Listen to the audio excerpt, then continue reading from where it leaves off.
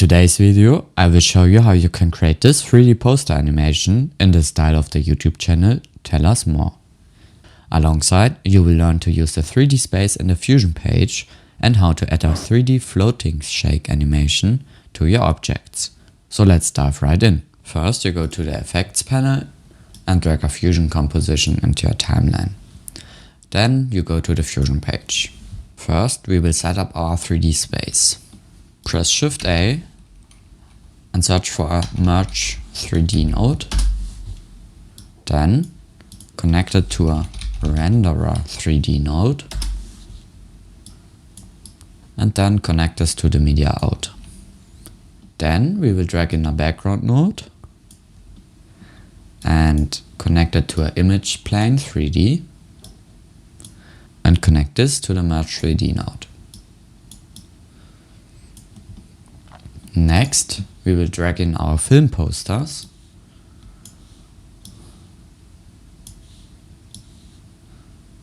and connect all of them to our Image Plane 3D.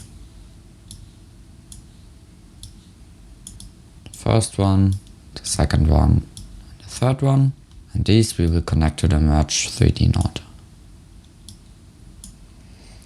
Then we will get a camera 3D and connect it to the Merge 3D node also.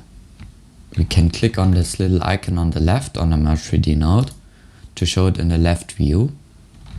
And now you can see here's our 3D space. And I will start by dragging the camera back so we can see something. And now we can select the image plane of our poster and drag it to the side. And let's drag all of them to separate sides. I will take the background node, click on the image plane 3D of it, go to the transform and scale it up to about maybe 2.6. Okay, maybe we need more.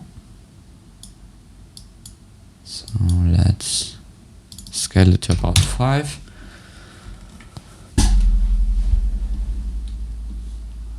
And let's drag it a bit to the back. And now let's drag our posters to different positions. I will position this on the back, this on the front left, and this somewhere in the middle on the right. And I will scale these down to 0.5 and this one 0.5 and this one 0.5. Let's adjust the positions again. I want this one to be close to the camera, like this. And this one a little bit closer too. Now we will make a grid on the background. So between the background node and the image plane 3D, we press Shift space and add a grid node.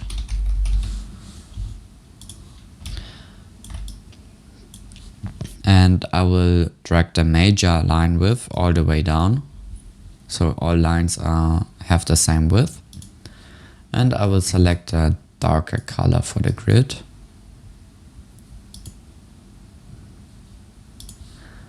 And increase the row cells by ×2. And the same for the column cells.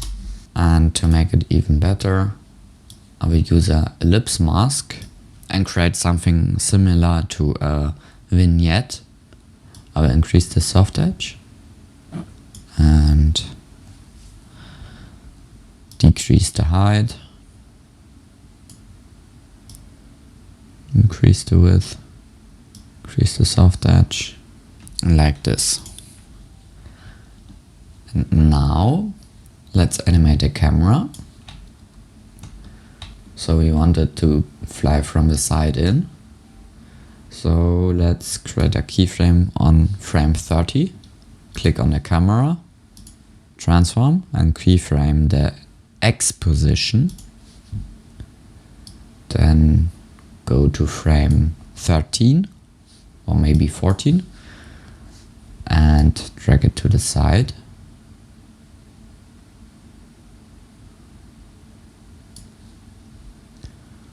like this. And now drag it a few frames further, maybe frame 50, and create another keyframe on the Z position. Then go another 15 frames forward and push the camera towards the middle poster.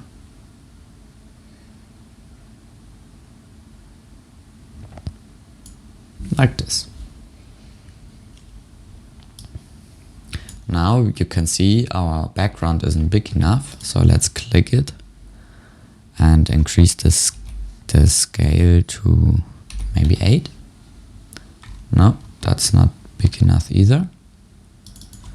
Let's do 10, but now our grid has changed too. So let's click on our grid, and I want to have more of these grid lines.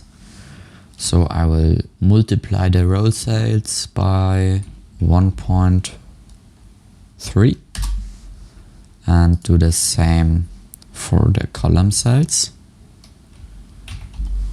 And then I will change the ellipse to be even smaller in the height. And let's check this out on this side. And let's decrease the width a little bit more. So you can see it fades out to the side.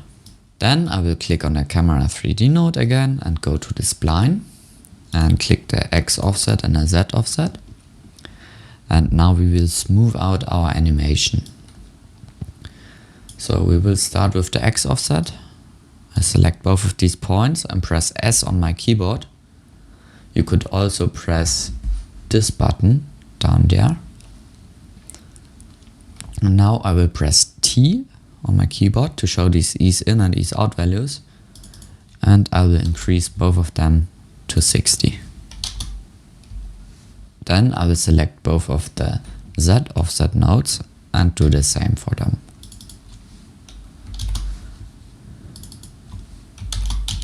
Close down the spline again. Oh, we have missed something. As you can see, our camera isn't far enough on the left at the beginning. We need to go to the first keyframe and change it a little bit more. Like this. And now I want to create a little bit of 3D wobble for our 3 posters. So let's get a transform 3D and connect it behind our image plane 3D. In the inspector on the translation, right click the X value and click on modify with shake and do the same for the Y value. Modify with shake. And now you can go to the modifiers and fine tune this and drag the maximum down to a value where it isn't too strong. I will use 0.01. And let's do the same for the X. And increase the smoothness to 25 on both of them. And press the reset button a few times. Then copy this node and place it behind the other 2 image nodes. And don't forget to press the reset button a few times for these other nodes too. And to finish things up, I will just add a lens distort node behind the renderer 3D. And in the mode I will switch to distort. And I will adjust the distortion. And that's it. If you like this tutorial, I think you will really enjoy this next one. I will see you there.